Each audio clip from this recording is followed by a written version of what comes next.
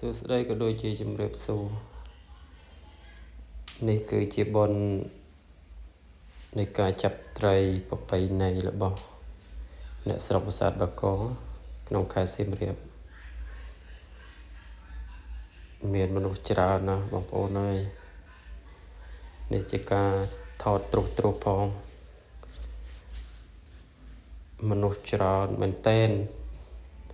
តាមខ្ញុំសួរភាគច្រើនគឺមកពីភ្នំពេញអ្នកខ្លះមកដេកបោះតង់មួយយប់ដេកចាំមួយយប់បងប្អូនអាចទស្សនាលេងសប្បាយច្រើនមែនទែន